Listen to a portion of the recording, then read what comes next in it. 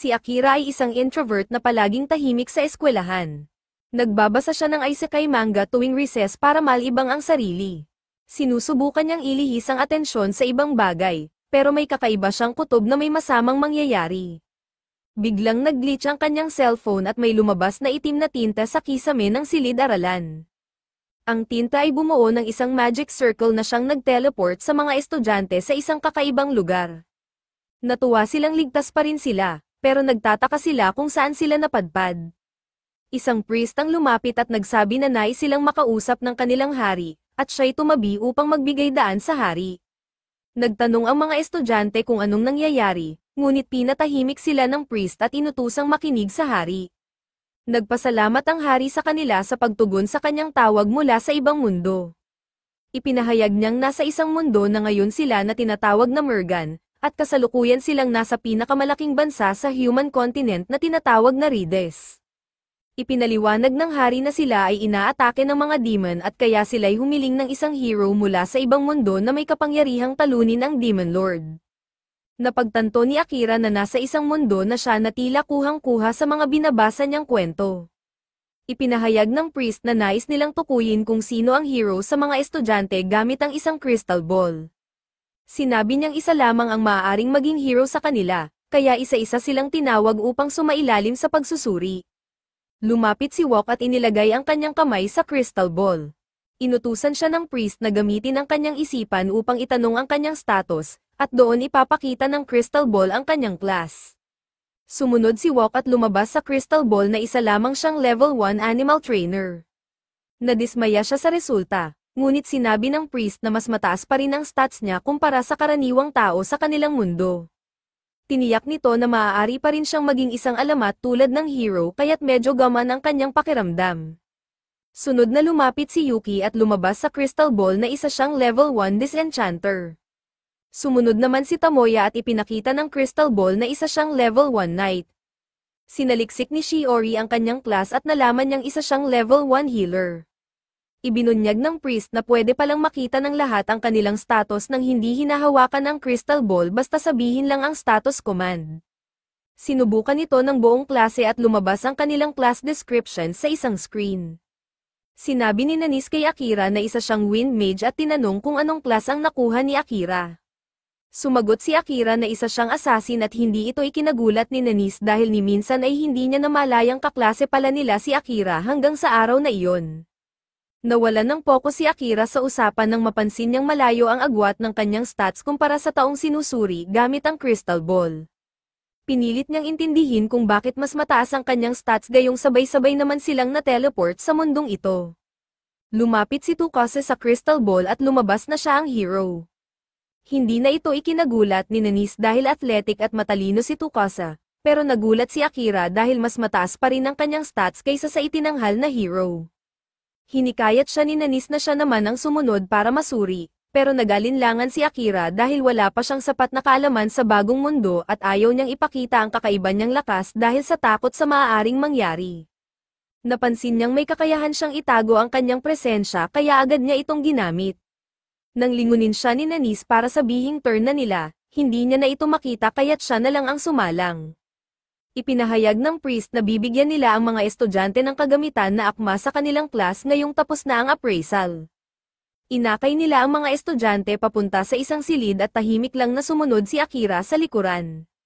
Nadaanan ni Akira ang isang Knight Commander na nakaramdam ng kanyang presensya pero hindi ito ipinahalata. Habang naglalakad sa pasilyo, napansin ni Akira ang isang nakatagong kamera sa pader kaya agad siyang nakaramdam ng pagdududa dahil tila minamanmanan sila.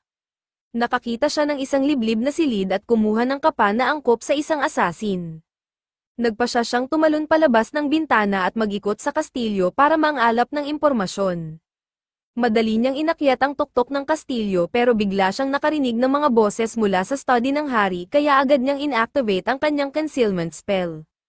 Nakinig si Akira sa pag-uusap ng hari at ng prinsesa. Masaya ang hari na maayos na umuusad ang kanilang plano at pinaalalahanan ang tagapag-alaga na ilayo ang mga estudyante sa Castle Archives upang hindi nila matuklasan ang tunay na balak. Sumang-ayon ang tagapag-alaga at umalis, dahan-daang lumapit si Akira sa hari habang hawak ang kanyang dagger at naisip niyang patayin ito upang pigilan ang kanilang plano, ngunit sa huling sandali ay nagbago siya ng isip at bumalik sa kanyang silid. Kinaumagahan, inihandog sa mga estudyante ang isang engranding piging. Gumalaw si Akira sa paligid habang naka-activate ang concealment spell at nagnakaw ng kaunting pagkain upang makakain. Nag-isip siya kung dapat na ba niyang i-activate ang kanyang spell at sabihin sa klase ang lahat ng nasaksihan niya kagabi. Pinag-iisipan niya kung paano niya mapapaniwala ang iba dahil sigurado siyang hindi siya agad paniniwalaan. Biglang tumayo si Tsukasa at nagbigay ng talumpati, hinimok niya ang lahat na gamitin ang kanilang powers upang tumulong sa mga tao sa bagong mundong ito dahil nabiyayaan sila ng supernatural abilities nang ma-teleport sila roon. Nakiusap siyang tulungan siya upang sama-sama nilang talunin ang Demon Lord. Lahat ay pumayag na tumulong kay Tsukasa at napagtanto ni Akira na siya lang ang tanging nakakaalam na ang hari at ang prinsesa ay hindi talaga kakampi. Matapos ang almusal, lumabas ang klase sa training grounds at ipinakilala ng Knight Commander ang sarili niya bilang Siran, at si Hill bilang kanyang vice. Ipinaalam niyang isang buwang training ang gagawin nila bago sila dalhin sa isang dungeon upang subukin ang kanilang kakayahan. Nagpasalamat ang klase sa kanyang kagandahang loob na pagsasanay habang si Akira naman ay nagpasya na ipagpatuloy ang pag-iimbestiga sa kastilyo para sa karagdagang impormasyon. Bigla na lang tinawag ni Siran si Gilles upang siyang manguna sa training ng mga estudyante at saka umalis para sundan si Akira. Pumunta si Akira sa fountain sa courtyard pero bigla siyang tinawag ni Siran. Inakala ni Akira na nag-deactivate na ang concealment spell niya matapos maabot ang maximum duration nito, pero sinabi ni Siran na naka-activate pa rin ito. Ipinaliwanag niya na meron siyang special eyes na nakakakita ng temperature kaya natunton niya si Akira kahit naka-conceal pa ito. Napagtanto ni Akira na may problema siya at naghanda siyang patayin si Siran kung kinakailangan. Ngunit minamaliit lang ni Siran ang kanyang pag-aalala at tiniyak sa kanya na hindi kailanman makakarating sa mga hari o prinsesa ang kanyang lihim. Nagulat si Akira dahil inakala niyang tapat si Siran sa hari, pero ibinunyag ni Siran na mas komplikado ang sitwasyon kaysa sa inaakala. Umupo si Siran at nakipag-usap kay Akira, at dito inamin ni Akira na hinahanap niya ang Castle Archives dahil wala siyang alam tungkol sa bagong mundong ito. Nagtaka si Siran kung anong level na ng concealment skill ni Akira at sumagot itong maxed out na ito, ngunit sinabi rin niyang level 1 pa lang ang ibang skills niya at wala siyang ideya kung paano ito mapapalakas. Sinabi ni Siran na hindi niya matatagpuan ang kasagutan sa archives, kaya inalok niyang siya na lang ang magturo ng mga kailangang malaman ni Akira. Sa puntong ito, ipinagtapat ni Akira ang tunay na dahilan kung bakit niya gustong makita ang archives, nais niyang makahanap ng paraan para makabalik sa kanyang mundo dahil may pamilya siyang naghihintay sa kanya. Tinanong niya si Siran kung may alam ba siyang paraan, pero inamin ni Siran na hindi niya ito matutulungan sa bagay na iyon. Paliwanag niya, tanging kapag naging sapat na malakas si Akira upang malampasan ang sino mang hahadlang sa kanya, saka lang siya makakahanap ng paraan pauwi. Inalok ni Siran si Akira ng training, pero sinabi ni Akira na ayaw niyang tumanggap ng pabor ng libre. Kaya humiling si Siran ng mga kwento tungkol sa dati niyang mundo bilang kapalit, at pumayag naman si Akira. Nagsimula silang mag-training at binigyan ni Siran si Akira ng karagdagang impormasyon tungkol sa mundong kanilang kinalalagyan. Ibinunyag niyang may mga demons, elves, at beast folk sa mundo, ngunit nakatira ang mga ito sa ibang kontinente. Nagduda si Akira kung magiging kapaki-pakinabang ang training, pero sinabi ni Siran na tanging sa pamamagitan lamang ng training niya ma-upgrade ang kanyang skills, habang ang pagpatay ng monsters ay nagpapataas ng kanyang class. Makalipas ang ilang linggo, pinag-usapan ni Hill at Siran ang progreso ng training sa strategy room. Sinermonan ni Gilles si Siran dahil iniwan sa kanya ang halos lahat ng training habang si Akira lang ang pinagtutuunan niya ng pansin, ngunit paliwanag ni Siran ay hindi niya mapigilan dahil nakakaaliw at kapana-panabik ang mga kwento mula sa mundo ni Akira. Ipinaalala rin niya kay Hill na ang unang hero ay nagmula rin sa mundo ni Akira. Ipinunto rin ni Siran na naka-max out ang conceal skill ni Akira kaya't hindi siya kayang makuhanan ng kamera. Nagulat si Hill sa narinig dahil tanging ang unang hero lang ang may maxed out na skill pagkarating sa mundo. Biglang pumatok si Akira sa pintuan kaya agad na umalis si Hill upang mabigyan sila ng pagkakataong makapag-usap ng pribado. Inabot ni Akira ang isang libro kay Siran at inamin niyang palihim siyang pumasok sa archives upang maghanap ng karagdagang impormasyon ng aksidente niyang matagpuan ito. Ibinunyag ni Siran na ang librong iyon ay tungkol sa isang coup. Inamin niyang siya mismo ang sumulat nito at itinago sa archive sa anyo ng recipe book, dahil alam niyang balang araw ay matutuklasan ito ni Akira. Ipinaliwanag niyang sira na ang kanilang hari at gagawin nito ang lahat upang baguhin ang mga patakaran sa mundo nila ngayon. Nais ni Siran na tapusin na ang paghahari nito, ngunit hindi niya ito magawa dahil sa kanyang panunumpa bilang knight ng royal family. Napagtanto ni Akira na siya ang nasa pinakamagandang posisyon upang may sigawa ang coup dahil wala siyang koneksyon sa mundong ito. Inamin niyang noong unang gabi pa lamang ng kanilang pagdating ay palihim na siyang pumasok sa study ng hari at sinubukang patayin ito matapos marinig ang kanilang balak, ngunit hindi niya ito nagawa. Pinuri siya ni Siran sa tamang desisyong iyon at ipinaalala na mabigat dalhin ang pasanin ng pagpatay. Bagamat isa siyang assassin, sinabi ni Siran na hindi dapat gawing tungkulin ang pagpatay. Pinayuhan niya si Akira na iwasan ang pagpatay kung nais niyang makabalik sa kanyang mundo bilang ang parehong inosenteng batang umalis. Inamin ni Akira na siguradong madidismaya ang kanyang ina at kapatid kung uuwi siyang isa ng mamamatay tao. Napagtanto niyang palaging magagandang payo ang ibinibigay ni Siran sa kanya kaya't hinarap niya ito at tinanong kung bakit ba siya laging ginagabayan. Ibinunyag ni Siran na inaasahan niya si Akira, napansin na niya ito mula pa noong unang araw ng kanilang pagdating, habang ang lahat ay sumunod sa agos, ginamit ni Akira ang kanyang pag-iisip upang magdesisyon sa susunod niyang hakbang.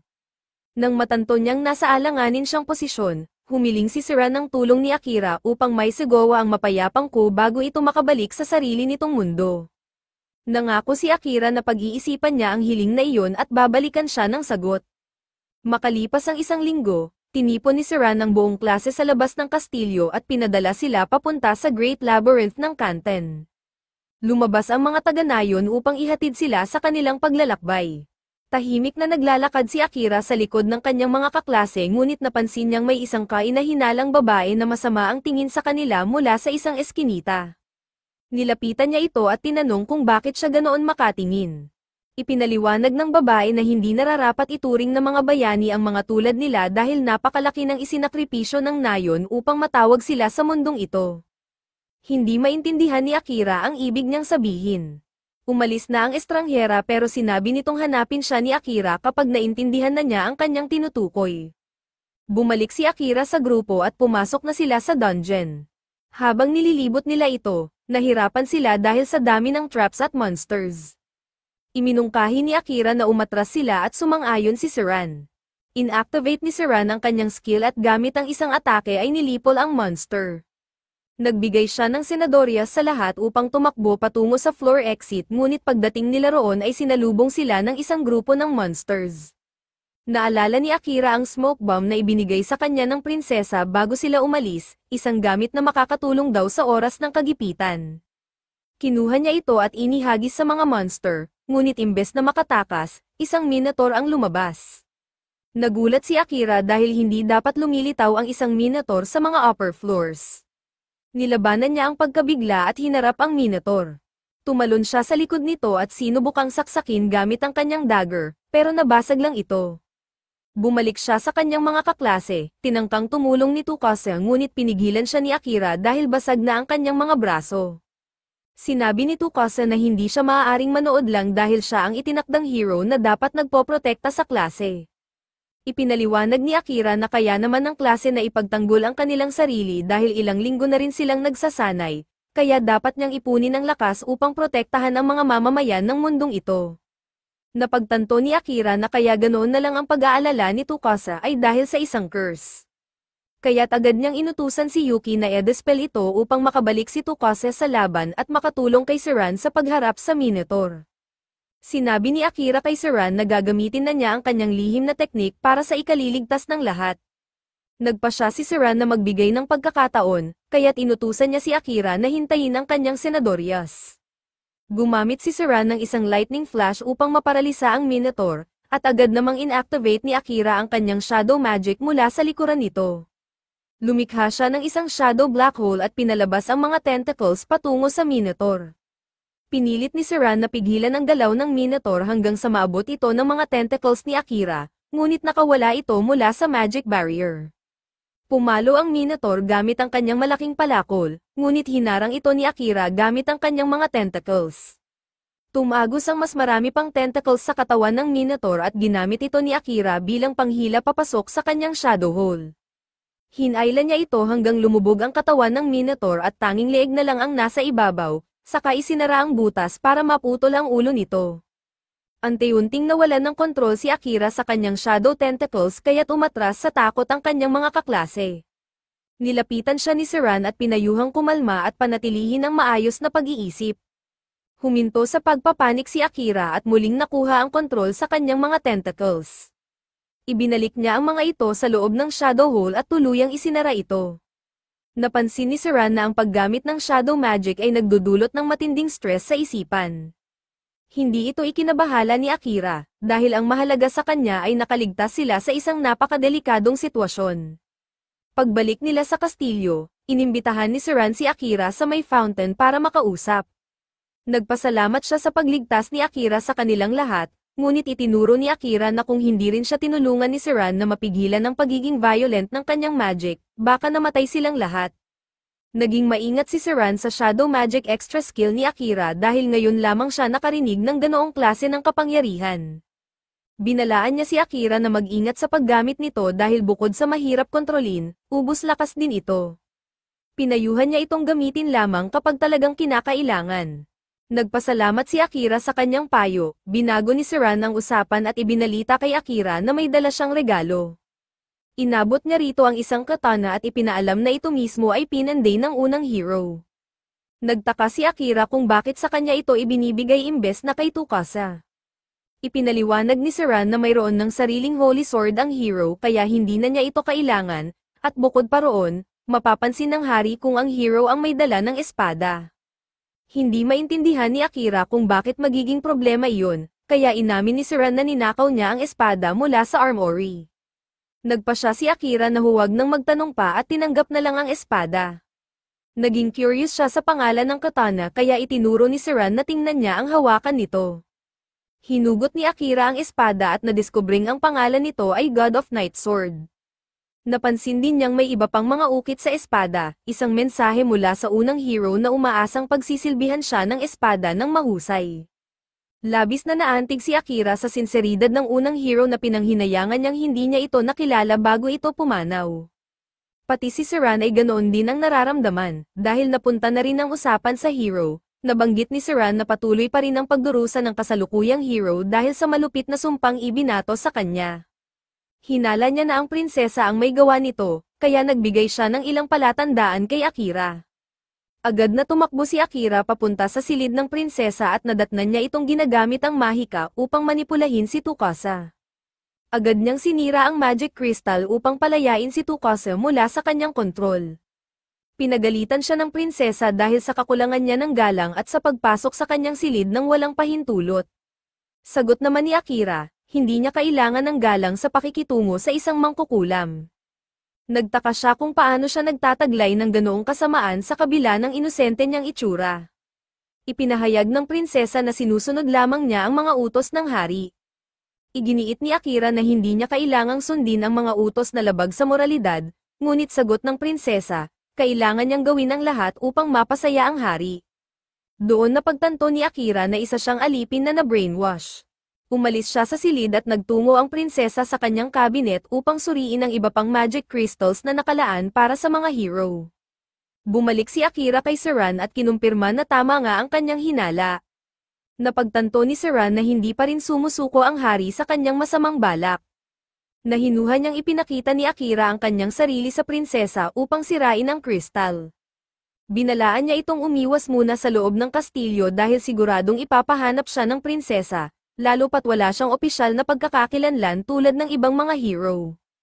Nagulat si Akira na sa halip na sermonan, binigyan siya ni Siran ng payo. Pinaliwanag ni Siran na naiintindihan niyang nagkamali si Akira dahil sa kakulangan pa nito ng karanasan bilang isang kabataan. Binalewala iyon ni Siran dahil tungkulin daw niya bilang mas nakatatanda na itama ang pagkakamali. Humanga si Akira sa katalinuhan ni Siran at naisip niya sana ang mga matatanda sa dati niyang mundo ay katulad nito. Biniro siya ni Siren na pwede naman siyang isama pabalik kung talagang mataas ang tingin niya rito. Pumunta si Akira sa gubat para doon matulog, at kinaumagahan ay nagising siya sa isang maingay na tunog. Nagmamadali siyang tumakbo at nadatnan si Tsukasa kasama ang mga kaklase at ilang sundalo. Natuwa siyang makita na wala na ang sumpa ni Tsukasa, pero napansin niyang malungkot ito kaya nagtanong siya kung anong nangyari. Sinabi ni Tsukasa na may nangyari kay Siran. Nakita ni Akira si Siran na nakahiga sa gitna ng mga tao at may nakatarak na maliit na espada sa dibdib. Lumapit siya para tingnan at nagulat nang makita na ang espada ay sa kanya. Nagtaka siya kung paano ito nangyari, pero sinabihan siya ng mga kaklase na tigilan ang drama dahil siya raw ang may kagagawan. Sinubukan ipaliwanag ni Akira na nawala ang espadang iyon noong lumaban sila sa Minotaur, pero hindi siya pinaniwalaan dahil madalas siyang bigla na lang nawawala. Naisip niya na si prinsesa ang nagplano ng lahat at ginagamit na nito ang mga kaklase laban sa kanya. Nagutos ang hari na patayin si Akira bilang parusa sa ginawa. Tinangka siyang hulihin ng mga sundalo pero ginamit niya ang kanyang tago katawan na kakayahan at lumapit kay Hill. Sinabi ni Hill na ang mga Night Raven, ang lihim na tanod ng hari, ang pumatay kay Siran, at si Akira ang susunod nilang target. Dagdag pa niya, may iniwang gamit si Siran sa kanyang silid na kailangan niyang kunin at pagkatapos ay agad siyang umalis ng lungsod. Pinuntahan ni Akira ang kwarto ni Siran, kinuha ang iniwang gamit, at tahimik na lumabas ng lungsod. Pero bago umalis, huminto muna siya sandali para magbigay galang kay Siran. Kinagabihan, sinabi ng prinsesa sa hari na kontrolado na niya ang lahat ng estudyante maliban kay Tsukasa. Sabi niya, kapag may sapat na dahilan na sila para makipagdigma, pwede na silang umatake sa silangan. Natuwa ang hari sa balita pero nagutos siya na patuloy na hanapin si Akira para hindi ito makabalik at sirain ang kanilang plano. Kinabukasan, naalala ni Akira ang naging pag-uusap nila ni Siran. Ipinaliwanag ni Siran na ang pinakamagandang lugar para magtago habang tumatakas ay sa loob ng dungeon, pero dapat daw niya itong paghandaan ng maayos dahil limitado lang ang tubig doon. Pumunta si Akira sa dungeon habang patuloy niyang inaalala ang mga payo ni Siran. Ayon pa kay Siran, ang pinaka-epektibong paraan para mapalakas ang kanyang skills ay ang pag-explore sa dungeon dahil mas malalakas ang mga monsters habang palalim ito ng palalim. Nagtaka si Akira kung bakit walang ibang taong sumusubok pumasok sa mas malalalim na bahagi ng dungeon, at sinabi ni Siran na sobrang delikado na ang mga monsters doon na kahit mataas pa ang concealment skill mo, hindi ka pa rin ligtas. Kaya payo niya na paigtingin ni Akira ang kanyang assassination skill para maitago ang amoy, init ng katawan, at mga yapak para hindi siya madaling matunton. Napagtanto ni Akira na marami pa siyang kailangang gawin kaya sinimulan niyang mag-explore. Nilinis niya ang bawat floor ng dungeon at patuloy na bumaba para harapin ang mas malalakas na kalaban.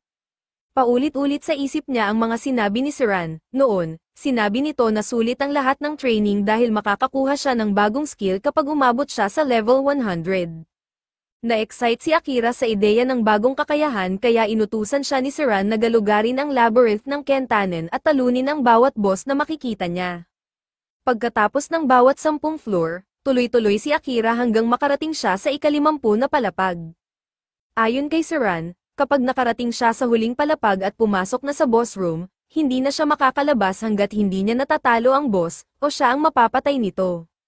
Dagdag pa ni Siran, kapag nanalo siya, sobrang lalaki ng itataas ng kanyang lakas. Binuksan ni Akira ang pinto at biglang umatake ang isang Chimera. Naiwasan niya ang unang palo ng kuko, pero habang gumugulong palayo, biglang lumabas ang buntot nitong ahas at bumuga ng lason na tumama sa kanyang binti at nagpabagsak sa kanya. Sinamantala ng Chimera ang pagkakataon at sinaksak si Akira sa likod gamit ang matutulis nitong kuko at inihagis siya sa kabilang dulo ng silid. Napagdesisyonan ni Akira na hindi siya pwedeng mamatay dahil kailangan niyang ipaghiganti si Siran at makauwi sa kanyang mundo. Hindi na siya magpapigil, ginamit niya ang buong lakas ng kanyang shadow magic at winasak ang halimaw gamit ang matatalim na tentacles. Pagkatapos talunin ni Akira ang boss, nawalan siya ng malay at bumagsak sa lupa.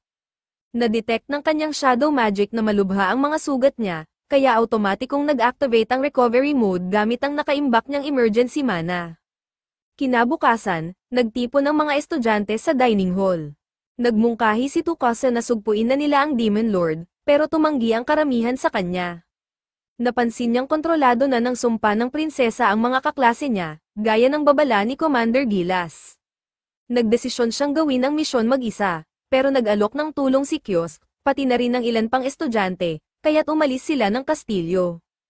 Habang naglalakad palabas ng lungsod, sinabi ni Tsukasa na buti at nakalabas sila ng walang gulo. Pinaalala ni Kiosk na ang misyon talaga nila ay talunin ang Demon Lord kaya hindi sila pipigilan ng hari. Nagtaka si Tsukasa kung bakit sila tinulungan ng iba, at ipinaliwanag ni Yuki na ang lahat ng tumulong ay hindi kontrolado ng prinsesa. Pinaalala niya na isa siyang disenchanter kaya immune siya sa mga sumpa at marunong siyang makaramdam kung may nakakaapekto sa iba. Inamin ni Kiosk na baka siya ang dahilan kung bakit naputol ang ilang sumpa, bagaman malabo ang kanyang alaala, naaalala niyang may sinira siyang mga kristal sa isang kwarto gamit ang isang katana, kahit hindi niya alam kung paano ito napunta sa kanya. Sinimulan na nila ang kanilang misyon habang pinagmamasdan sila ni Gilas mula sa tore. Masaya siya na sapat ang lakas ng kanyang skill para manipulahin si Kiosk at tulungan itong sirain ang ilang sumpa. Masaya rin siyang natupad niya ang huling hiling ni Siran at tahimik siyang nagpaalam sa bayani. Sabik si Kiosk na makaharap si Akira dahil may bigat pa rin ang loob niya sa hindi niya pagtulong noon. Naalala niya ang unang pagkikita nila sa dating mundo, nadiskubre niyang nagtatrabaho si Akira bilang kontratiste sa tago at nangakong hindi niya ito isisiwalat. Nalaman nilang magkaibigan ang mga kapatid nila kaya naging magkaibigan na rin sila. Samantala, nagising si Akira sa loob ng labyrinth at nagtataka kung bakit nanaginip siya tungkol kay Kiosk. Umasa si Akira na maayos ang kalagayan ni Kiosk at ng kanilang mga kapatid na babae sa kanilang pagkawala. Bumangon siya mula sa pagkakahiga at inasahan niyang masakit ang katawan niya, pero nagulat siya dahil parang kagagaling lang niya sa isang mamahaling spa. Tiningnan niya ang kanyang stats at napansin niyang halos puno na ang kanyang HP at ang kanyang shadow skill ay tumaas ng 2 level sa isang gamit lang. Hindi niya maunawaan kung bakit ang bilis ng pag-level up ng kanyang mga skills, pero nagpasya siyang ipagpatuloy ang pag-explore sa mas malalalim na bahagi ng labyrinth. Sa ika-75 na palapag, nakalaban niya ang isang slime at agad niya itong pinuksa. Nang matuno ito, isang elf ang lumitaw mula sa loob ng slime. Hindi inaasahan ni Akira na may elf sa loob ng slime. Ginamit niya ang kanyang world eye para i-appraise ito, pero biglang nag-flash sa isipan niya ang buong buhay ng elf na muntik nang lamunin ang kanyang katinoan. Agad niyang pinigil ang skill bago pa siya tuluyang mabulag. Ipinangako niyang hindi na niya ulit gagamitin ang skill na iyon dahil masyado itong delikado. Nagising ang elf at nagtanong si Akira kung nasasaktan ba siya. Sinabi nitong ayos lang siya pero hindi naniwala si Akira dahil nasilip niya ang stats nito at ang HP ay nasa halos 2% na lang. Napansin din niyang may world eyes din ang elf dahil inappraise rin siya nito.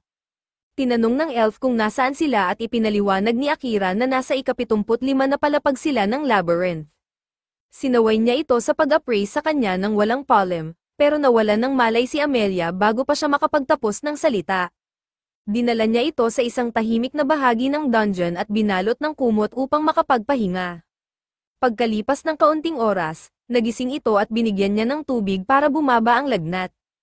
Umamin si Amelia na masyado siyang gutom para muling makatulog, kaya binigyan siya ni Akira ng mainit na lugaw.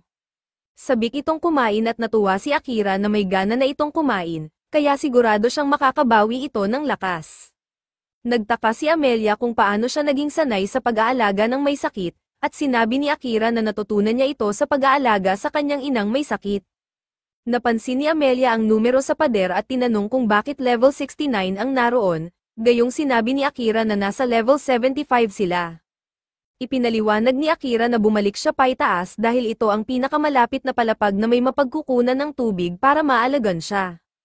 Humiga ulit si Amelia at inamin na wala pang taong tumulong sa kanya ng ganito kahit pa isa siyang royalty. Nagpasya si Akira na matulog na rin at inactivate ang kanyang sensors para manatiling ligtas habang natutulog. Pagkagising nila, ipinagpatuloy nila ang paglalakbay sa loob ng labyrinth hanggang marating nila ang ika-80 na palapag. Nagtaka si Akira kung bakit sinusundan pa rin siya ni Amelia kahit mukhang gumaling na ito. Nilinaw ni Amelia na nagkataon lang daw na pareho sila ng direksyong tinatahak at hindi siya talagang sumusunod. Binalaan siya ni Akira na hindi niya ito poprotektahan at sinagot siya ni Amelia na kaya niyang alagaan ang sarili niya. Pagpasok nila sa boss room, Agad silang inatake ng isang dragon. Nagtago si Akira gamit ang concealment skill at lumibot sa gilid ng dragon habang ginamit naman ni Amelia ang gravity manipulation para hindi ito makagalaw. Sumugod si Akira para tapusin ang laban pero nahampas siya ng dragon. Sinabi ni Amelia na nararamdaman ng dragon ang mana ni Akira kaya't pinayuhan siyang ikalat ito sa paligid. Dahil wala siyang ganoong kakayahan, gumamit na lang siya ng ibang estratehiya, ginamit niya ang shadow skill para iliga ang atensyon ng dragon at tinarget ang mahina nitong bahagi. Bumagsak ang dragon sa lupa at nagsimulang magliwanag, binalot ng puting ilaw ang buong silid. Pagkapawi ng liwanag, ang dragon ay naging isang malaking itim na pusa. In-appraise ito ni Amelia at nalaman niyang buhay pa ito at may class na shapeshifter, ibig sabihin ay hindi ito totoong dragon. Hinala na niya ito mula pa kanina dahil hindi ganoon kadaling matalo ang isang tunay na dragon. Napansin ni Akira na ginagamit ni Amelia ang kanyang World Eye para makuha ang impormasyong ito. Nagtaka si Amelia kung bakit bihirang gamitin ni Akira ang sarili niyang World Eye, at inamin nitong masyado pa siyang mahina para kontrolin ito. Naisip niyang kailangan niya pa itong i-level up para magamit ng maayos. Pinayuhan siya ni Amelia na gamitin ito ng mas madalas kahit hindi pa niya ito ganap na kontrolado, para masanay siya rito. Nagising ang itim na pusa at ipinahayag ang pagkadismaya dahil natalo siya ng mga baguhang bata na wala pang karanasan sa pakikipagsapalaran.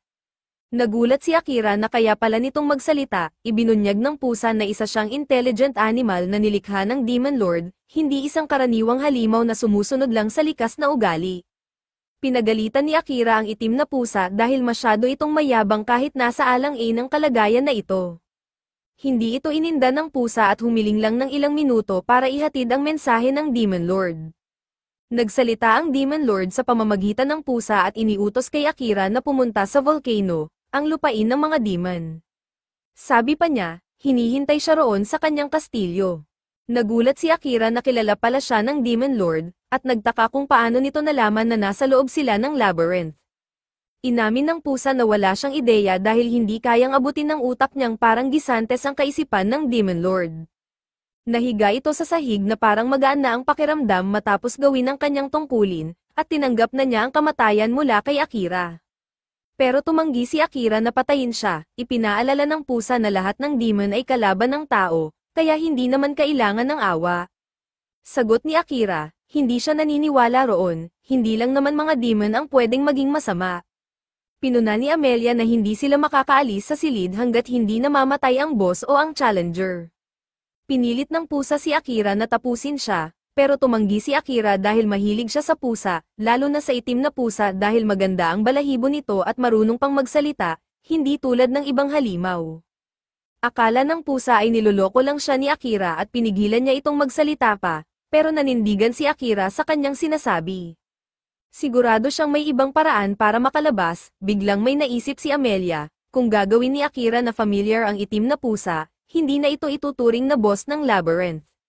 Sabi ng pusa, hindi ito praktikal dahil ang ritual ng pact ay nangangailangan ng matinding kontrol sa mana. Hindi siya naniniwala na kayang gawin ni Akira ito dahil wala pa raw itong sapat na karanasan. Pero tiwala si Amelia na kaya ni Akira dahil minsan na niya itong nalinlang gamit ang environmental mana control. Nagtanong si Akira kung anong mangyayari kung magkamali siya, at sagot ng pusa, maaaring mamatay silang pareho. Nagpa siya si Akira na subukan pa rin ito kahit may panganib, pero nag-alala si Amelia na baka isinusugal lang niya ang buhay niya ng basta-basta. Tumindig si Akira sa kanyang desisyon, at tinanggap ito ng pusa dahil wala naman daw siyang pakialam kung mabubuhay pa siya o mamamatay. Galit si Akira dahil tila wala man lang pakialam si Knight kung mabubuhay pa siya o hindi, at sinabi ng pusa na alam naman niyang wala na siyang silbi kahit mabuhay pa siya. Tinanong ni Akira kung paano gawin ang ritual, at sinabi ni Amelia na kailangan muna niyang bigyan ng pangalan ang pusa. Inilapat ni Akira ang kanyang kamay sa pusa at pinangalanan itong Knight dahil sa makintab at magandang itim nitong balahibo. Sinabihan siya ni Amelia na ilagay ang kamay sa paa ni Knight at i-channel ang kanyang mana papunta rito, ngunit binalaan siya na mag-ingat dahil wala na siyang pangalawang pagkakataon kung pumalpak siya.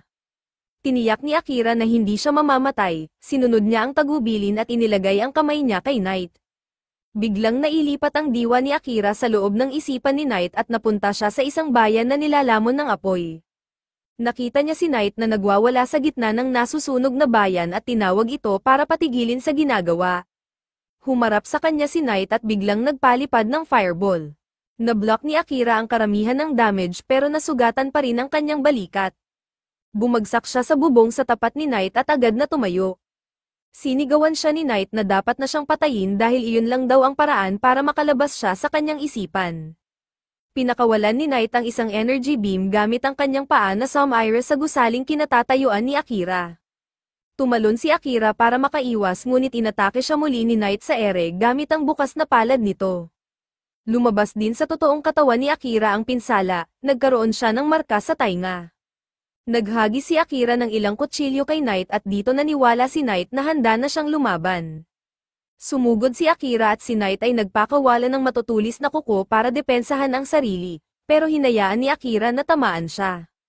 Nagtaka si Knight kung bakit pilit siyang inililigtas ni Akira sa halip na patayin siya at makatakas. Sagot ni Akira, hindi niya siya papatayin dahil alam niyang si Knight mismo ay ayaw din siyang patayin. Paalala ni Knight na isa siyang halimaw, pero hindi ito iniinda ni Akira, alam niyang pagod na si Knight sa pamumuhay bilang isang monster. Nangako si Akira na aalagaan niya ito at iingatan para hindi na ito makapanira gaya ng ginawa nito sa nakaraan. Ante-unting nagbago ang anyo ni Knight at naging isang maliit na pasang bahay na agad yamakap sa bisig ni Akira. Bumalik si Akira sa totoong mundo at agad siyang nilapitan ni Amelia para tiyaking ayos lang siya.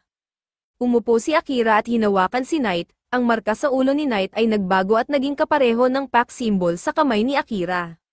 Nagkamalay si Knight at ipinahayag ang tuwa niya sa kung anong maaaring mangyari sa kanilang dalawa sa hinaharap. Biglang lumitaw ang isang teleportation circle at natuwa si Knight na gumana ang plano nila. Gusto na sanang umalis ni Akira pero alam niyang hindi pa makagalaw si Knight, kaya nag-isip siya kung anong dapat gawin. Sinabi ni Knight na hindi mawawala ang circle hanggat hindi ito ginagamit, kaya humingi siya ng ilang minuto para makapagpahinga at makabawi ng lakas. Iminungkahi ni Amelia na gamitin nila ang oras para mas makilala ang isa't isa. Agad pumayag si Knight kaya tinukso siya ni Akira na napakabilis niyang naging palakaibigan gayong kanina lang ay mailap pa siya. Samantala, nakarating na ang iba pang heroes sa bayan ng Yamato. Nagulat si Tsukasa dahil hindi niya inakalang totoo ang mga kwento tungkol sa lugar na iyon. Excited naman si Yuki na libutin ang bayan dahil agad siyang na-in-love dito. Naghanap sila ng matutuluyan at nagpalit ng malilinis na damit. Pagsapit ng tanghalian, nagsama-sama ang mga babae at lalaki sa hapagkainan. Pagkatapos kumain, iminungkahi ni Tsukasa na pag-usapan na nila ang lagay ng kanilang misyon. Sabi niya, paubos na ang kanilang pera kaya kailangan nilang makahanap agad ng trabaho. Iminungkahi ni Rino na magtrabaho sila bilang adventurers. Sigurado siyang may guild malapit lang dahil may nadaanan silang mga adventurer sa daan. Nasiyahan si Tsukasa sa suhestyon at nagbanggit pa ng isa pang bagay, kailangan nilang makakalap ng impormasyon dahil kakaunti pa lang ang alam nila sa mundong ito. Iminungkahi ni Rantro na kausapin nila ang maraming tao at basahin ang lahat ng aklat na makikita nila tungkol sa mundo. May pagdududa si Waki kung makakahanap ba sila ng aklat na nagtuturo kung paano makakabalik sa dating mundo. Inilahad ni Tsukasa na ang pinakamainam nilang pag-asa para makabalik ay talunin ang Demon Lord gaya ng utos ng hari. Nagtaka si Kyosuke kung bakit sigurado siya, at ipinaliwanag ni Tsukasa na kapag nagampanan na nila ang kanilang tungkulin bilang heroes, maaari na silang makipagkasundo sa hari at prinsesa para makabalik. Napagpasyahan ni Tsukasa na lalarga sila para hanapin ang Demon Lord kapag sapat na ang pera nila, pero hindi siya sinang-ayunan ni Kyosuke. Sa halip, iminungkahi nitong kailangan muna nilang makipagkita kay Akira dahil mas malakas ito sa kanilang lahat. Sigurado si Kyosuke na matatagpuan sila ni Akira at tutulungan sa laban kontra Demon Lord dahil hindi nila ito kayang harapin mag-isa. Sumang-ayon si Rantro, pero pinaalala ni Waki na si Akira pa rin ang pangunahing pinaghihinalaan sa pagpatay kay Commander Saran. Mabilis namang pinawalang bahala ito ni Kyosuke at sinabing nalinlang lang sila ng sumpa ng prinsesa. Nagduda si Yuki na sasama pa si Akira sa kanila dahil noon pa lang sa kastilyo ay gumagawa na ito ng sariling plano. Tinanong ni Shi si Tsukasa kung ano ang pasya niya bilang leader ng grupo. Sandaling nag-isip si Tsukasa at sumang-ayon kay Yuki. Sigurado siyang hindi makikipag-team up si Akira dahil ni hindi man lang siya nakilala kahit magkaklase sila mula pa kindergarten. Sumang-ayon si Kiosk na loner talaga si Akira at ayaw nito ng teamwork. Ipinahayag ni Tsukasa na kailangan nilang umasa sa sarili nilang coordination para talunin ang Demon Lord dahil siya lang ang may hawak ng Holy Sword na kayang tumapos rito. Alam niyang makakahadlang lang sila kay Akira kung pipilitin nila itong isama, pero gusto niyang lumakas para pagdating ng araw ay posible na ang pagsasama nila. Sa huli, nagpa siya si Tsukasa na maghintay sa Yamato habang may mga halimaw pa sa lugar na pwede nilang gamitin sa pagsasanay. Sumang-ayon ang lahat sa plano niya at agad siyang nag-utos na simulan na ang pagkilos. Samantala, sa kuweba, ibinahagi ni Amelia ang mga nangyari sa kanya bago siya makilala ni Akira. Ikinwento niya kung paano siya itinaboy mula sa kanilang bayan at nakatakas sa mga elf hunters na nais siyang patayin. Nahulog siya sa dagat at nang inanad sa pampang, nilamon siya ng isang malaking slime. Nang idilat niya ang kanyang mga mata, si Akira na ang una niyang nakita. Nagulat si Knight sa kwento dahil bihira raw lumamon ng elf ang slime, at mas ikinagulat niya na nakaligtas pa ito sa digestion. Inamin ni Amelia na nagpapasalamat siya sa slime dahil kung hindi siya nito nilamon, hindi niya makikilala si Akira. Nagpilit si Akira na kailangan pa rin niyang bumalik sa kanyang bayan at ayusin ang problema sa kanyang mga kababayan. Ngunit malungkot na sinabi ni Amelia na wala na siyang tahanan na babalikan. Sigurado si Akira na pwede pang kausapin ni Amelia ang kanyang kapatid na babae, pero iginiit ni Amelia na hinding-hindi na maayos ang lahat. Naiintindihan ni Akira ang dahilan niya dahil may nakababata rin siyang kapatid na babae. Naalala niya ang panahong binilhan niya ito ng bagong cellphone dahil basag na ang screen ng luma. Pinagalitan siya ni Yuri dahil kumuha pa siya ng dagdag na trabaho at nawalan ng tulog para lang makabili ng regalo na hindi naman niya hiningi. Habang nag-uusap sila, biglang dumating ang kanilang ina at nagulat silang pareho dahil hindi pa ito dapat gumagalaw. Tiniyak ng ina nilang ayos lang siya at ipinaliwanag kay Yuri na binilhan siya ng telepono ni Akira dahil mahal siya nito at iniisip ang kapakanan niya. Nagpanggap si Yuri na matigas pa rin ang loob niya pero sa huli ay tinanggap na lang ang regalo at pinalampas ang pagkukulang ni Akira. Ipinaliwanag ni Akira kay Amelia na normal lang ang tampuhan sa pamilya, pero hindi nito pinuputol ang ugnayan ng isa't isa. Ipinahayag niya ang hanggaring makabalik sa sarili niyang mundo para muling makita ang kanyang pamilya. Ngunit inamin din niyang kailangan muna niyang ipaghiganti si Saran. Sa sobrang tindi ng galit niya, natakot si Amelia sa nararamdamang bloodlust mula sa kanya. Nilapitan siya ni Knight para damayan at sabihan si Akira na kontrolin ang kanyang emosyon. Humingi ng paumanhin si Akira sa pagdadala niya ng damdamin. Para makabawi, nakipaglaro siya kay Knight tulad ng ginagawa niya noon sa mga pasang dala sa kanilang lugar. Tutol si Knight at sinabing hindi siya tulad ng mga pasang iyon, pero hindi siya pinansin ni Akira. Niyakap niya si Knight at ibinaon ang mukha sa malambot nitong balahibo, kaya't sinermonan siya ni Knight dahil sa kanyang kakulaitan. Paalala pa niya, kapag namatay ang isa sa kanila, mamamatay rin ang isa dahil sa kanilang kasunduan. Alam ito ni Akira pero hindi siya nababahala, dahil kahit magkalayo sila, maaari pa rin silang mag-usap sa isip.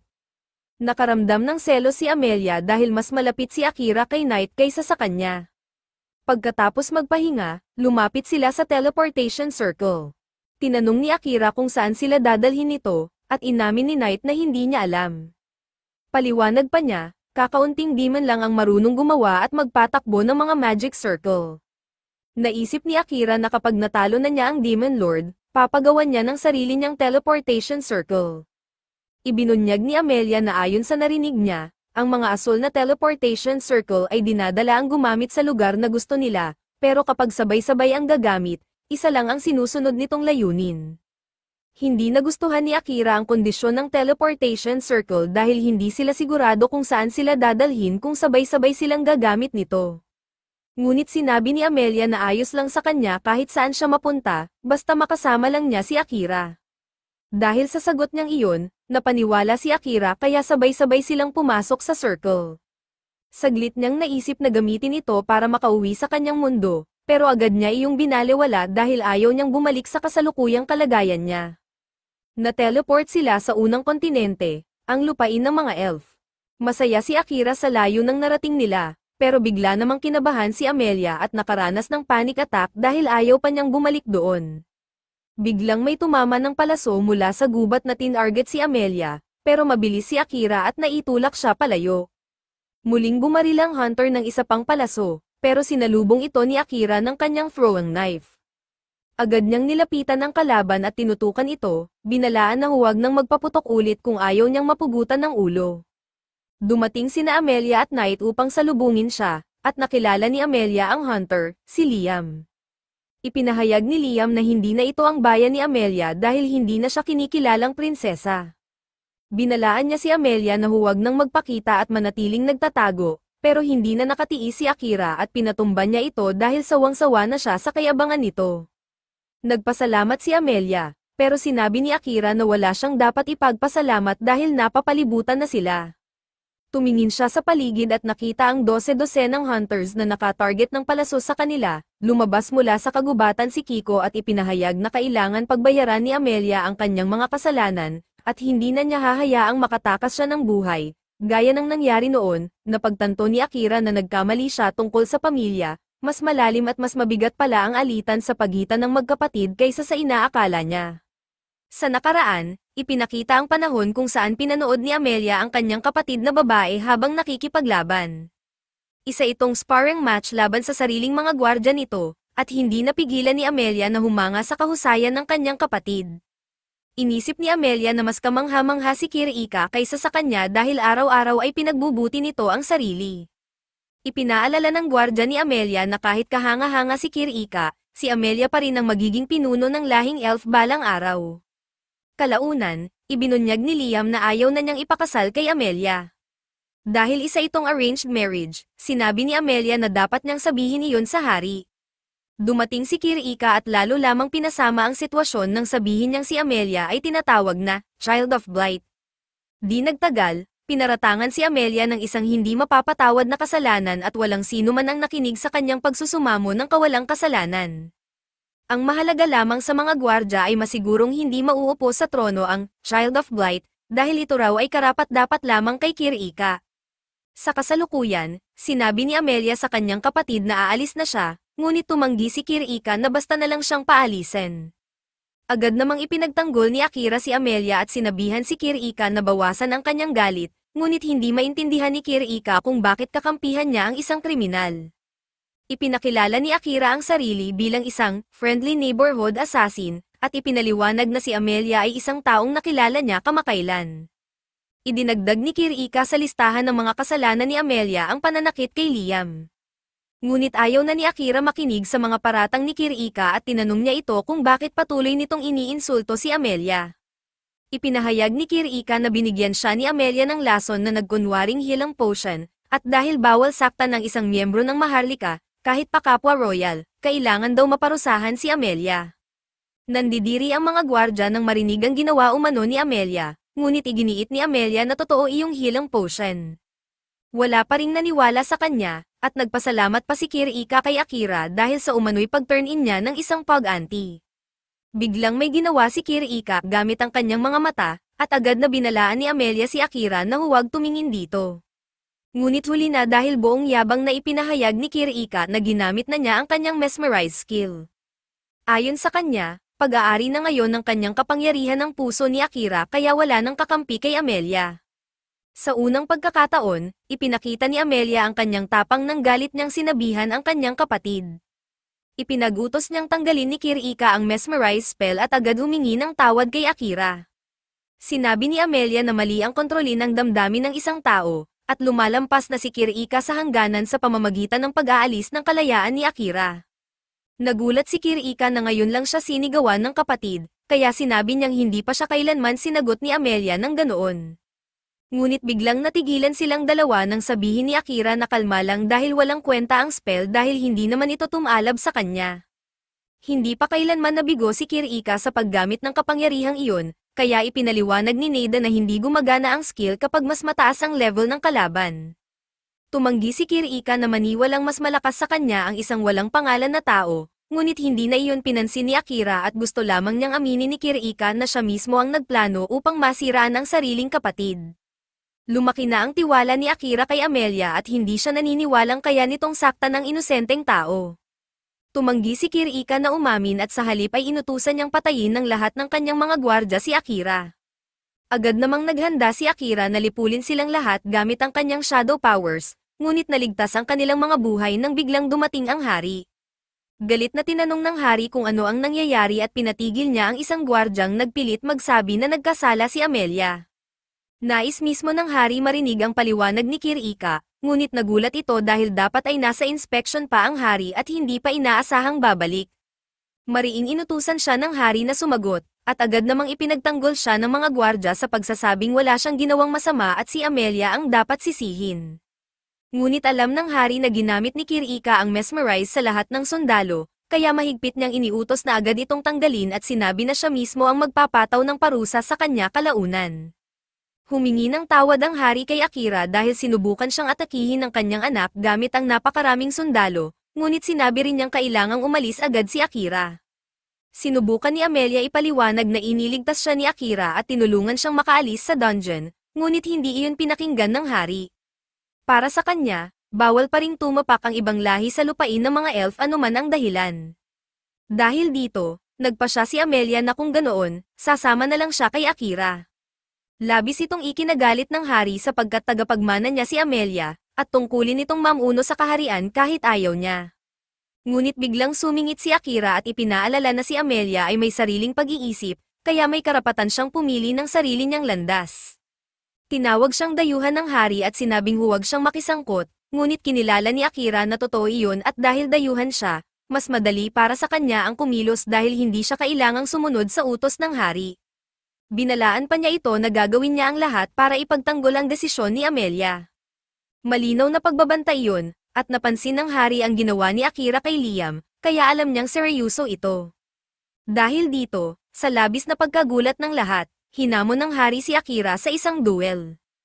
Ang mananalo ang siyang magpapasya, ngunit idineklara ng hari na si Kirika ang lalaban bilang kanyang kinatawan.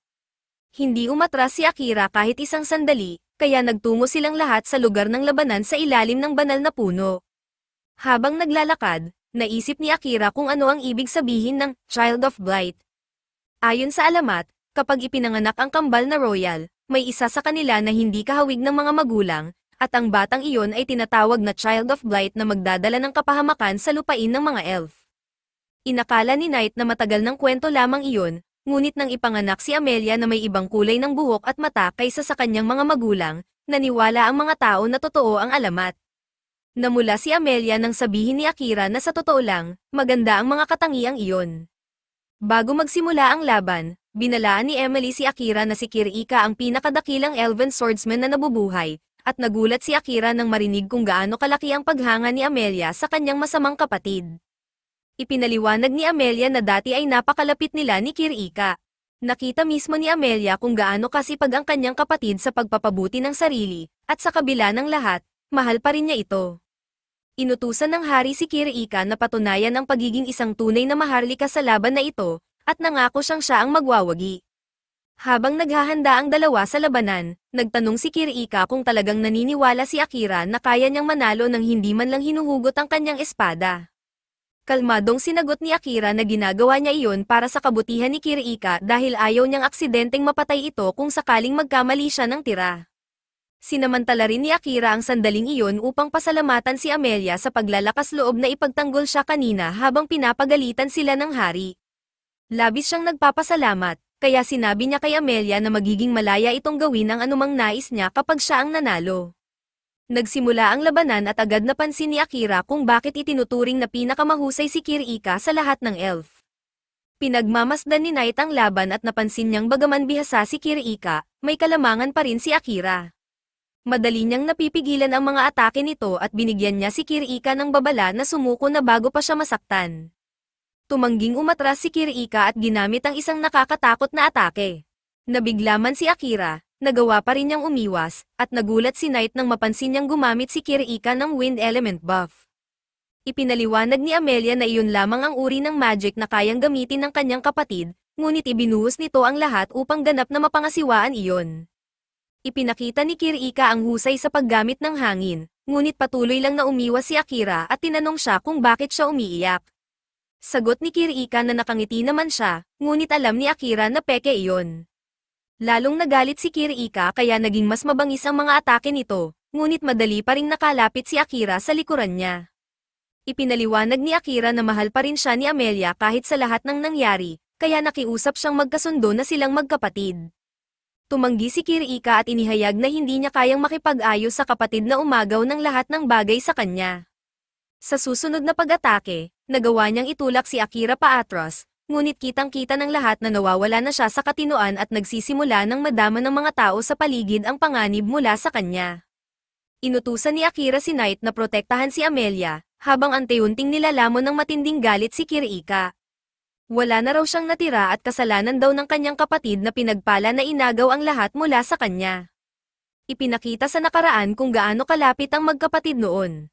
Hindi gusto ni Amelia ang hitsura niyang kakaiba kumpara sa ibang elf, ngunit palaging nariyan si Kirika upang sabihin sa kanya kung gaano siya kaganda. Isang araw, isinailalim si Amelia sa appraisal ng kanyang kakayahan, at doon natuklasan ang isang kamangha-manghang katotohanan, isa siyang spirit medium, tulad ng mga nilalang na binabanggit lamang sa mga alamat. Ang isang spirit medium ay isang mensahero ng mga Diyos na kayang baguhin ang mundo ayon sa kanilang kagustuhan kapag nagising ang kanilang kapangyarihan. Lubos na natuwa ang mga elf nang malaman ito dahil malaking tulong ito sa kanilang kaharian. Ngunit simula noong araw na iyon, tumigil na ang lahat sa pagbibigay pansin kay Kirika. Dahil dito, tumanggi siyang tumigil hanggang hindi niya nababawi ang lahat ng nawala sa kanya. Sa kasalukuyan, tuluyan nang nawawala sa kontrol ang kapangyarihan ni Kirika, kaya binigyan siya ni Liam ng isang bagay na makatutulong upang iligtas ang kanyang kapatid. Nagulat ang hari nang makita kung ano ang ginagawa ni Amelia, hawak niya ang isang sanga mula sa banal na puno na nagtataglay ng purifying powers. Nang gamitin ito, kumalat ang kapangyarihan sa lahat at nabasag ang mesmerize spell ni Kirika. Labis itong ikinadismaya ni Kirika dahil pakiramdam niya ay muli na naman siyang nawawalan ng lahat. Inakala niyang sinusubukan ni Amelia na agawin muli ang lahat ng bagay mula sa kanya kaya tuluyan siyang nabalot ng kabaliwan. Sinubukang ipaliwanag ni Liam na mali ang iniisip ni Kirika, ngunit huli na, nailunsad na niya ang kanyang pinakamalakas na atake. Napagtanto ni Akira na hindi siya maaaring umiwas dahil may mga tao sa kanyang likuran na masasaktan, kaya agad niyang ginamit ang kanyang shadow magic at iniutos dito na lamunin ang lahat. Nagsimula ang labanan ng kanilang mga kakayahan, ngunit mukhang hindi pabor kay Akira dahil buong buhay ni Kirika ay ginugol niya sa pagpapaigting ng kanyang kapangyarihan. Gayunman, biglang nagbago ang lahat nang tuluyang lumakas at lumalim ang anyo ng shadow ni Akira. Nagsimulang manalo ang anino ni Akira sa laban, ngunit kasabay nito ay muntik na nitong burahin si Kirika sa pag-iral. Ayaw ni Akira na mapatay siya, kaya agad niyang binago ang plano at inutusan ang kanyang shadow na siya na lang ang lamunin.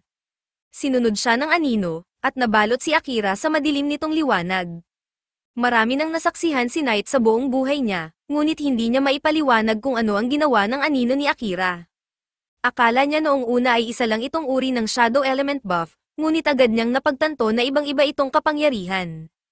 Sinubukan muli ni Kirika na umatake, ngunit ngayon ay madali siyang naitulak pabalik ni Akira habang pinapawalang bisa ang kanyang mahika.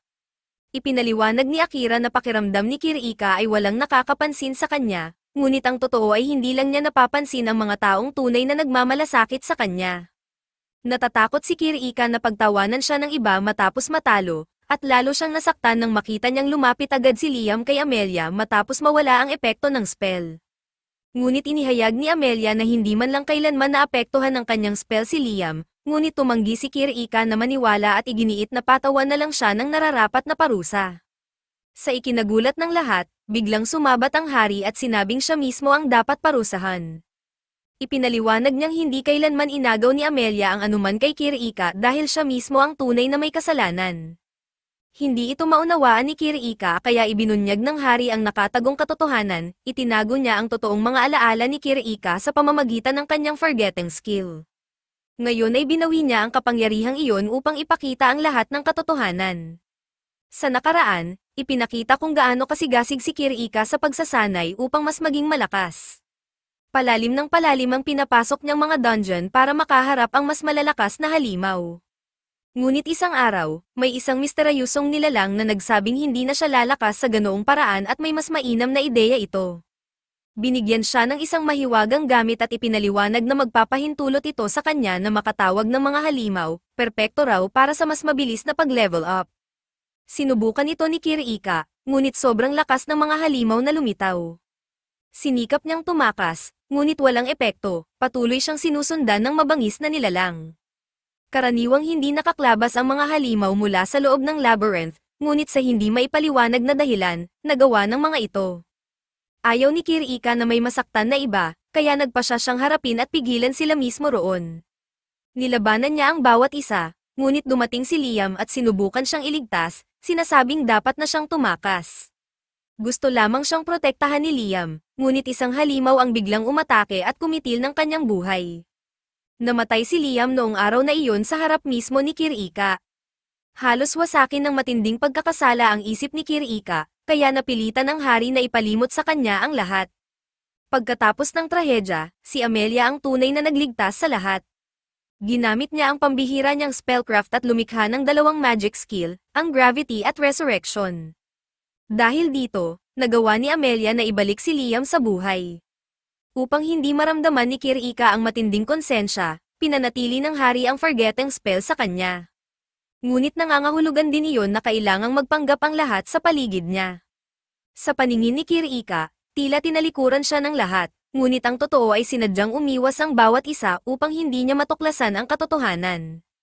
Maging ang hari ay lumayo rin sa kanya, alam niyang kung mapapatunayan ni Kirika ang sarili sa laban niya kay Akira, magkakaroon siya ng kumpiyansa at kakayahang itaas ang ulo kahit hindi umaasa sa kanyang mesmerize skill. Gusto ng hari na magkaroon siya ng ganitong lakas ng loob bago pa man niya ibunyag ang buong katotohanan. Napagtanto ni Akira na ginamit lamang siya sa plano, at ipinaliwanag ng hari na dahil mas malakas si Akira kaysa sa inaasahan niya, kailangan niyang isiwalat ang katotohanan sa ganitong paraan. Samantala, inamin ni Liam na gusto lamang niyang paghiwalayin muna ang magkapatid bago tuluyang lamunin ng galit ang kanilang mga puso, kaya niya tinulungan si Kirika na ipatapon si Amelia. Nagulat si Kirika nang malaman na ginawa iyon ni Liam nang hindi man lang naaapektuhan ng kanyang spell. Lumalabas na isang dahon mula sa banal na puno ang pumasok sa katawan ni Liam habang isinasagawa ni Amelia ang resurrection, dahilan upang maging immune siya sa mesmerize skill ni Kirika. Sa huli, inamin din ni Liam ang totoo, hindi siya nawala sa ilalim ng mahika ni Kirika, kundi nahumaling siya sa walang humpay nitong pagsisikap na paunlarin ang sarili.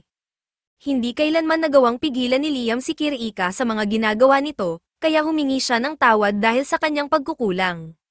Napaluha si Kirika nang tuluyan niyang maunawaan na mali pala ang kanyang iniisip, ang kabaitan ng lahat ay napagkamalan niyang pagpapabeya.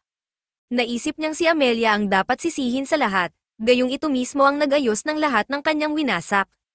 Lubos siyang pananghinaan ng loob, ngunit agad siyang pinigilan ni Amelia at ipinaalala kung gaano siya kagaling at kabuti. Sinabihan niya si Kirika na huwag kalimutan kung gaano siya kamaawain at maalalahanin, at ipinaalala niyang maaari siyang magtiwala dahil naaalala niya ang lahat. Sa wakas, nagkasundo ang magkapatid habang humihingi ng tawad si Kirika at ginagamot ang kanyang mga sugat. Makalipas ang ilang sandali, kinilala ng hari na si Akira ang nagwagi sa duel, kaya ipinagdiwang niya ito sa pamamagitan ng isang welcome party. Ang tanging hiling lang ni Akira ay makasiguro na malaya si Amelia na gawin ang anumang nais niya, at kinumpirma ng hari na tinutupad niya ang kanyang salita, malaya na si Amelia. Ipinaliwanag ni Akira na ang una nilang destinasyon ay ang kontinente ng mga beast folk, dahil ayon kay Knight, iyon ang perpektong lugar para makapagpagawa ng mga sandata, at mayroon na siyang plano. Pagkatapos nito, sinabi ni Amelia kay Akira na tawagin siya sa tunay niyang pangalan. Sanay si Akira na tawagin siyang, you, o, this one, ngunit sinabi na niya minsan ang pangalan ni Amelia bago ang kanilang laban, at gusto niya itong marinig muli. Kaya binanggit ito ni Akira, at labis itong ikinatuwa ni Amelia hanggang sa paulit-ulit niya itong ipinasabi sa kanya. Pagkatapos ng mga 5 ulit, ngumiti siya ng labis na nasisiyahan, ngunit tinawag lang siya ni Akira na, weirdo. Nangako si Amelia na sasamahan siya saan man siya magpunta at buong tapang na idineklara na mananatili silang magkasama magpakailanman. Tinawag siya ni Akira na, girl, bago agad bumawi at muling binanggit ang kanyang tunay na pangalan. Malapit lang si Knight at hindi makapaniwala kung paano umasta ang dalawa na parang mga bata. Samantala, ipinakita sa kabilang dako na ang iba pang mga bayani ay nasa isang bangka. Sinikap nilang maghintay kay Akira, ngunit hindi na nila ito kayang ipagpaliban pa.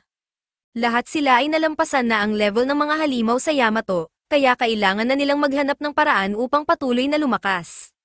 Makikita rin natin na sumama na si Gilles sa grupo, at ipinunto niyang lahat sila ay labis ng lumakas kaya kinakailangan na nilang mag-upgrade ng kanilang mga sandata. Ito ang susunod na hakbang bago harapin ang Demon Lord, at ang pinakamainam na lugar para sa pagpapahusay ng kanilang mga armas ay ang kontinente ng mga Beast Folk. Si Amelia ay nagpaalam sa kanyang kapatid bago sila umalis at sinabi ni Leon kay Akira na alagaan ito.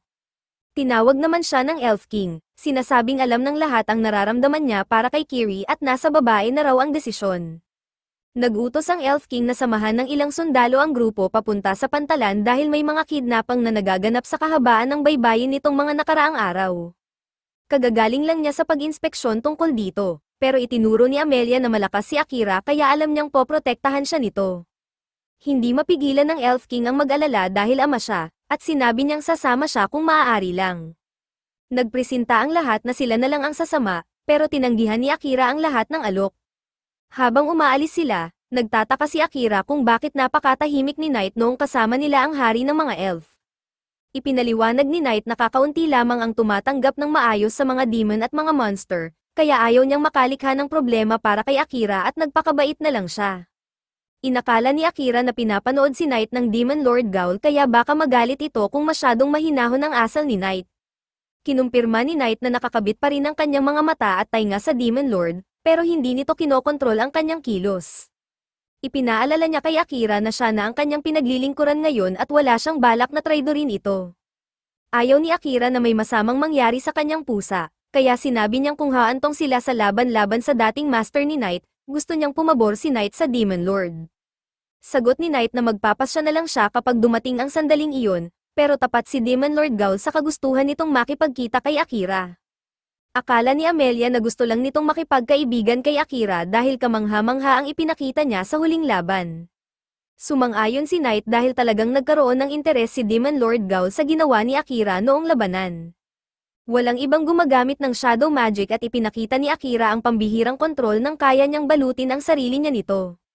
Ni si Akira mismo ay hindi sigurado kung paano niya iyon nagawa dahil nangyari iyon sa kainaitan ng laban at sinusubukan lang niyang pigilan na lamunin si Kiri. Nahuli ng detect presence skill ni Akira ang isang kakaibang presensya at may ilang bandit na lumitaw na may hawak na hostage. Nagbanta ang mga bandit na sasaktan ng bihag kapag hindi nagpatali ang grupo ni Akira, pero nabigla sila nang makilala nilang si Amelia ang Elven Princess. Nakahuli sila ng napakalaking isda kaya inakala nilang matutuwa ang isa sa kanilang buyer kapag nakuha ito. Sa kasamaang palad para sa kanila, nag-stealth si Akira at agad na pinuksa ang lahat ng bandit sa isang iglap. Ginamit ng grupo ang tali ng mga bandit para gapyusin sila at pinalaya nila ang babae. Ang pangalan ng buyer ay Graham at inakala ni Akira na siya ang nag-uutos ng lahat ng kidnapping. Kinumpirma ito ng mga bandit at ipinaliwanag na si Graham ay isang royal mula sa Europe continent. Sinabi ni Akira sa mga sundalo na ibalik ang mga bandit sa kaharian, pero may utos ang mga ito na bantayan ang princess. Malapit lang naman ang port kaya tiniyak ni Akira na magiging maayos sila. Kalaunan, nasa barko na ang ating mga bida at sinabi ni Akira na gusto pa niyang mag-level up.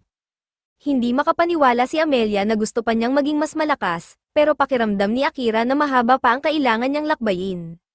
Malakas na siya ngayon, pero para sa kanya, walang sobra-sobra pagdating sa paghahanda para maipaghiganti si Mithray. Ipinaliwanag ni Knight na may labyrinth ang Port City at maaari pang tumaas ang level ni Akira doon. Ilang araw pa ang biyahe kaya ang pwede lamang nilang gawin ay magpahinga at enjoy ang paglalakbay. First time ni Amelia na maglakbay sa barko at masaya siyang makasama si Akira ng matagal. Excited siyang makita ang napakaraming bituin sa gabi kasama si Akira, pero abala ang binata sa pagbabasa ng libro. Akala ni Amelia ay parang cruise vacation ito, pero mas interesado si Akira sa pagpapalakas ng sarili. Sinabi niyang mabait ang Elf King dahil nais nitong bigyan si Akira ng parting gift, at humiling siya ng mga libro kaya binigyan siya ng ilan mula sa Royal Library. Naiinis si Amelia kaya tinawag niyang jerk si Akira at ang ama niya, pero wala ni isa sa mga sinabi niya ang pumasok sa utak ng ating boy Akira. Maya-maya pa, dumating ang grupo sa Brute, ang continent ng mga beast folk, at sobrang inis pa rin si Amelia dahil buong biyahe ay nagbasa lang ng libro si Akira. Sa port, Napansin ni Akira na ang lahat ng mabibigat na trabaho ay ginagawa ng mga tao. Pagpasok nila sa lungsod, may grupo ng beast folk na nagsabi kay Akira na umalis ang elf at magtigil siya. Nagmamatapang pa ang mga ito nang hindi sila pakinggan ni Akira at ipinagmayabang na wala raw laban ng isang mahina at puny human laban sa mga beast folk. Agad na naunawaan ni Akira na mababa ang tingin sa mga tao sa lugar na ito kaya kailangan niyang turuan ng leksyon ang mga ito. Plano sana ng mga beast folk na ibaon siya sa lupa, pero huli na dahil na-activate na ni Akira ang shadow magic niya. Mabuti na lang para sa mga ito, nagpakita pa si Akira ng awa at sandaling binulag lang sila, binalot ang mga mata ng sarili niyang shadow, pagkatapos ay kalmado niyang sinabi sa grupo na pwede na silang dumaan. Hindi man lang nakita ni Amelia kung ano ang nangyari, at nagulat si Akira na kahit siya ay hindi na-perceive ang abilidad niya. Alam ni Akira na kaya niyang burahin ang mga iyon sa mundo, ngunit ayaw niyang magdulot ng gulo kaagad pagkadating nila. Habang naglalakad sila sa lungsod, napansin ni Amelia na takot ang lahat kay Knight. Ipinaliwanag ni Knight na sa kontinent na ito, kinatatakutan at kinamumuhian ang mga Black Cat. Pagkatapos ng hapunan, tiningnan ni Amelia ang higa nila at napagtanto niyang iisa lang talaga ang kailangan nilang kama. Sinabi naman ni Akira, na sobrang clueless, na dalawa ang kama kaya dapat gamitin ang pareho. Mas marunong magbasa ng sitwasyon si Knight kaya sinabi niyang lalabas muna siya sandali.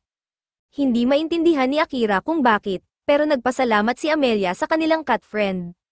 Naligo si Amelia at pagbalik niya, tulog na si Akira. Malinaw na pagod ito sa mahabang biyahe kaya pinatulog na niya ng maayos. Pero hindi talaga tulog si Akira at iniisip niyang imposibleng makatulog sa ganitong sitwasyon. Kinaumagahan, bumalik si Knight at tuwang-tuwa itong makita na maganda raw ang naging oras ni Akira kagabi. Nagulat si Akira dahil hindi niya namalayang sa iisang kama pala natulog si Amelia, pero mas mahalagang bagay ang kailangang pag-usapan ni Knight.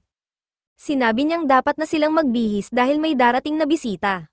Dumating ang bisitang ito na isang blacksmith na nagngangalang Crow, na inimbita ni Knight kagabi.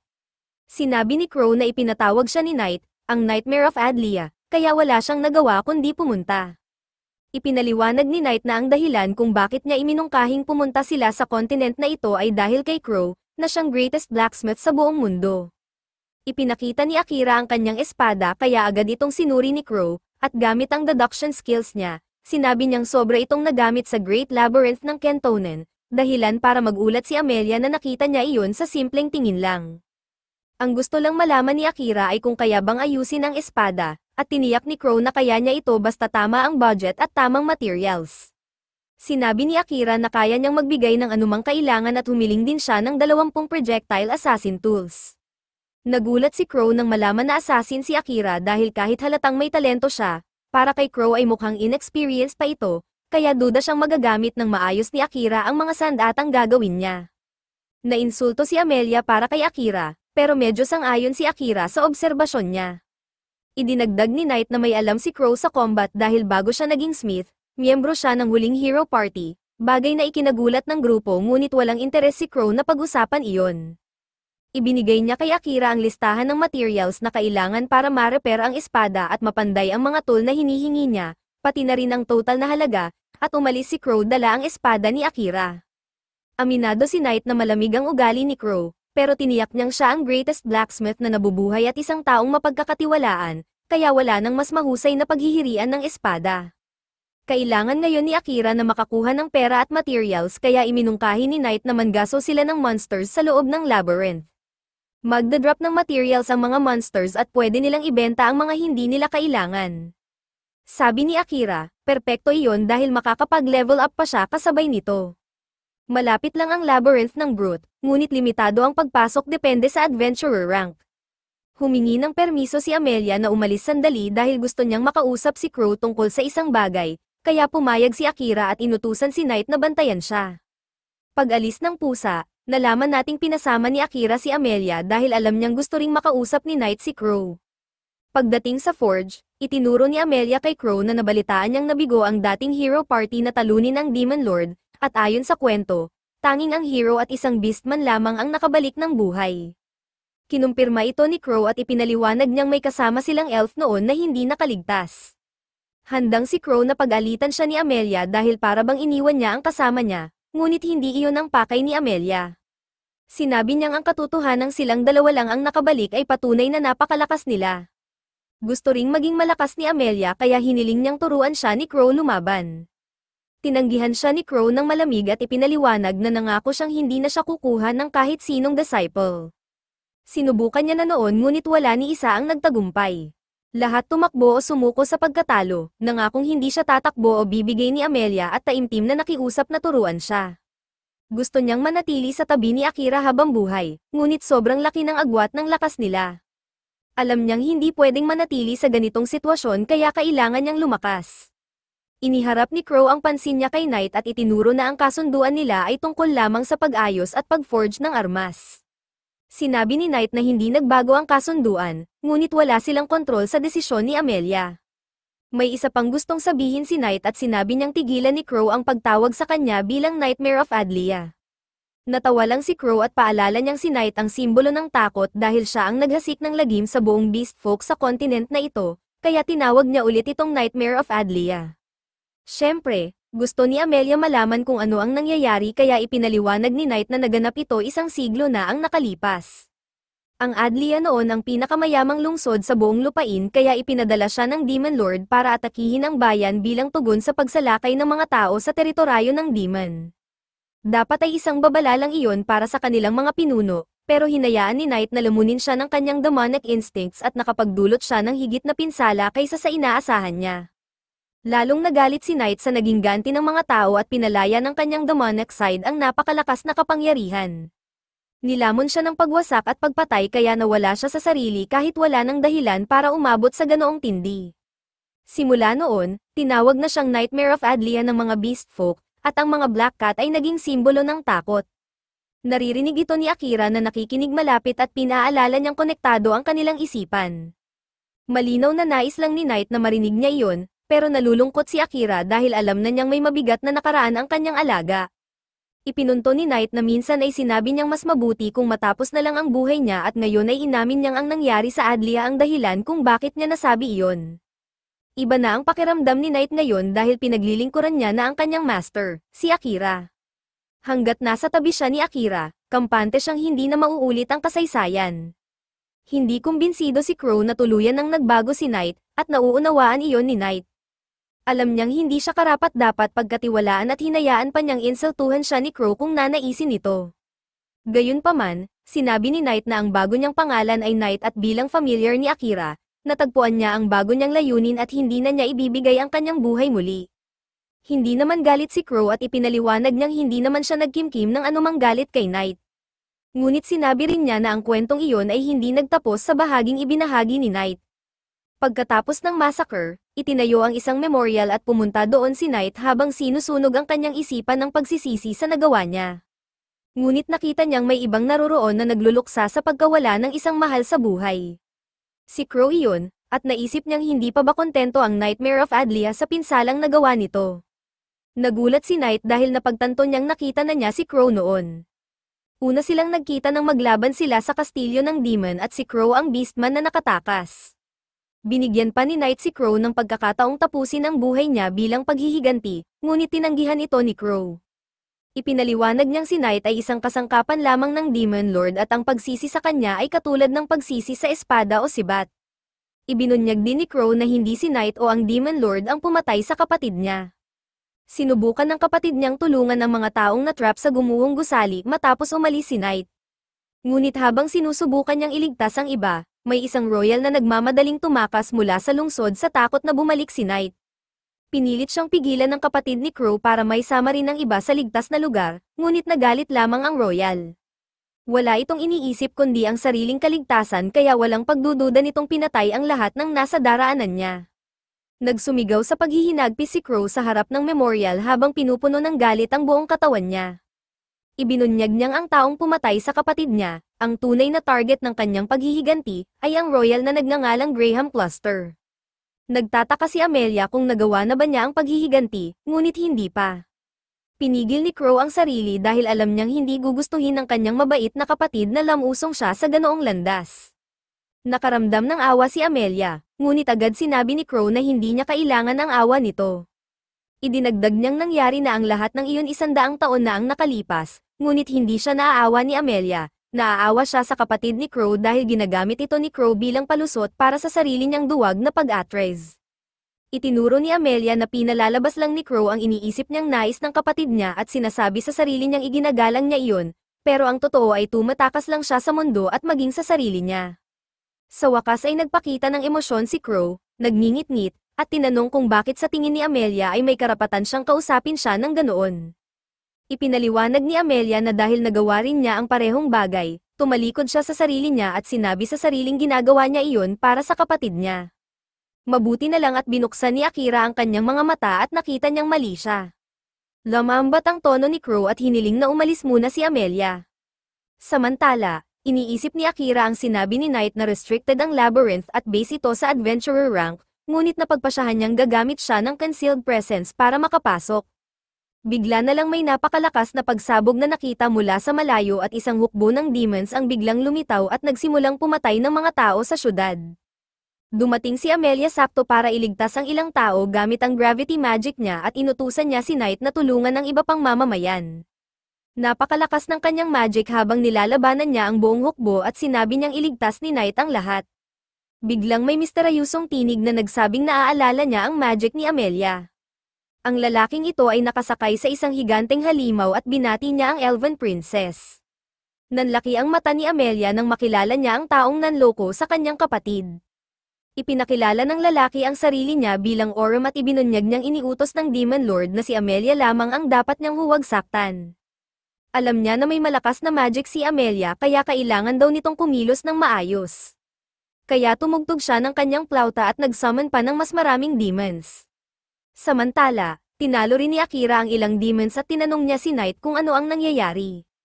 Nakayukong humingi ng tawad si Knight at ibinunyag na nadukot si Amelia. Nagngingit-ngit si Akira at ipinaliwanag ni Knight na dinala ng demon sa loob ng labyrinth si Amelia. Papunta na roon si Knight at agad ding tumakbo si Akira. Pagdating ni Akira, nakakita siya ng espada sa lupa at agad niya itong ginamit para patayin ang isang demon. Sobrang dami ng demons kaya napilitang pumatay muli si Akira. Dumating si Knight at humingi ng tawad dahil hindi niya napigilan ang pagdukot kay Amelia, ngunit mas inuuna ni Akira ang pagpatay sa lahat ng demons. Sinabi ni Knight na napakarami nila, ngunit wala nang pakialam si Akira. Nagulat si Knight nang marinig niyang handa si Akira na gawin ang lahat para maabot si Amelia at binalaan pa niya itong lumayo ng husto.